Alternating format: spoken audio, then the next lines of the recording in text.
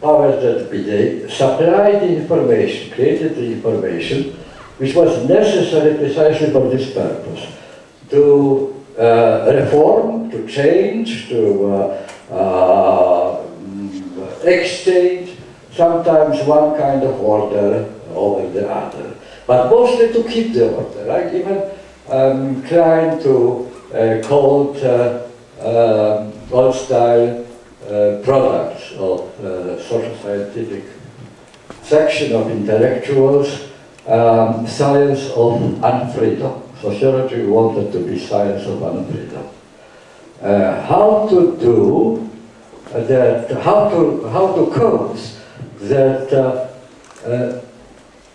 individuals like we, who are endowed, for better or worse, with will and ability to choose, how it is possible to this chaotic mosaic of individuals subject to certain uniform pattern of behavior. That was the common denominator of sociological research. Information which was necessary for the general staff of every army, how to create discipline and make soldiers battle ready. It was necessary for bosses of every big factory, how to secure their lack of rebellion and dedication to performance of the tasks, and so on and so on. Now, one of the aspects, crucial aspect of the passage from what I call solid modernity to liquid modernity is precisely that we are going through what could be called managerial revolution Mark II. Namely, managers don't want to engage themselves in putting on their own shoulders responsibilities for observation of patterns. It is reversed. It's now you, if you write for if you work for them, who are responsible for showing yourself flexible, innovative, innovatory, and full of ideas, and not sticking to old-fashioned tradition, open to new ideas, and so on and so on. And in this way, worthy of remaining in the company, otherwise you are the victim of the next cuts. We are also observing in the same passage from solid to liquid modernity the process of what is called in political contemporary language subsidiarizing, pushing down along the ladder of hierarchy of power the functions which were previously performed on the higher level, pushing them down to smaller and smaller entities.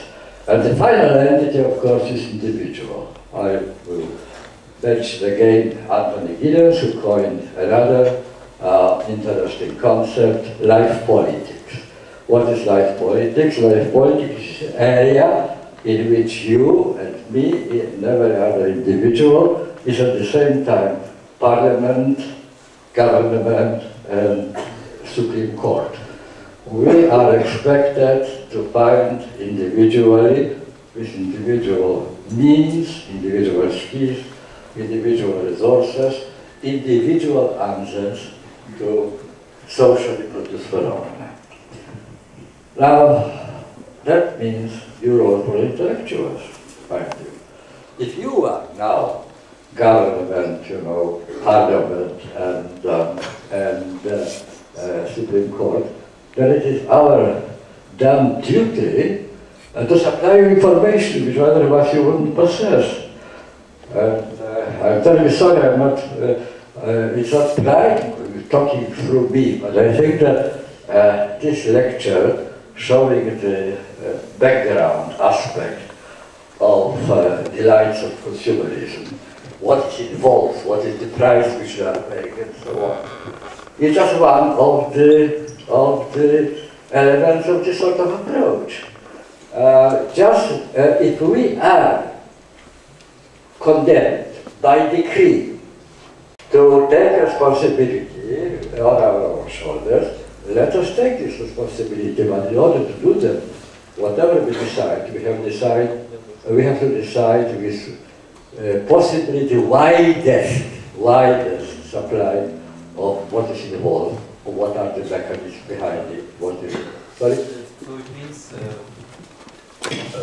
so actually it means that, that there is no big difference between responsibilities of the intellectual and environment, right? So they have the same responsibilities, right? And they actually have the same. Well, I think that there is difference. A metaphor taken from consumer market. There are suppliers, and there are suppliers and receivers, so to speak. And intellectuals, not because they are wiser people necessarily, but because they spend their life at leisure investigating the kind of the aspects of reality which other people don't have ability to do. Not because they are more silly, but simply because they are more busy doing other things. Tying together to ends, and earning their bread or whatever. That is the difference of what can be realized, gleaned out of the life politics perspective, and what can be discovered when you have this wider look.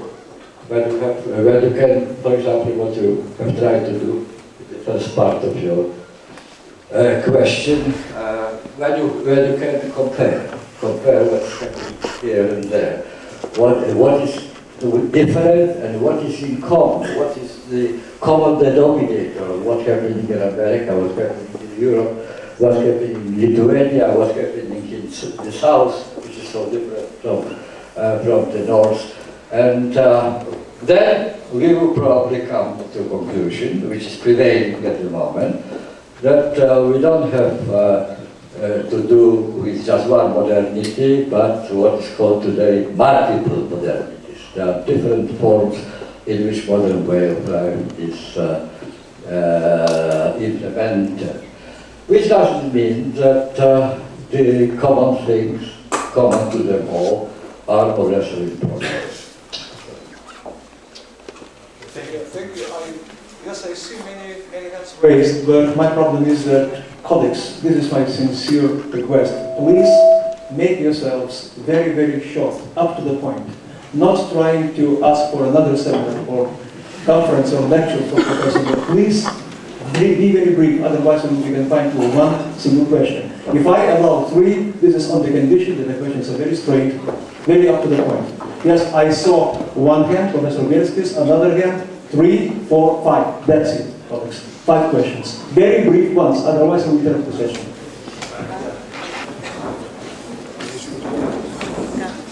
I was slightly, can you hear me?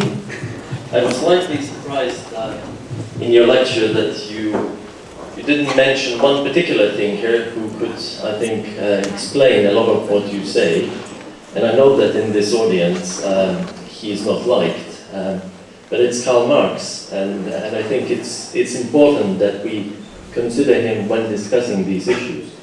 And the reason is precisely when we talk about consumerism, it's essentially only the tip of the iceberg, and what is underneath is the base. I mean, the terrible word that Marx or Marxist made very popular later, but I think it's still important. So I just wonder why you didn't mention him. And also another very brief comment. Why didn't you mention, and what not just mention, but why didn't you elaborate on Marx, on Karl Marx?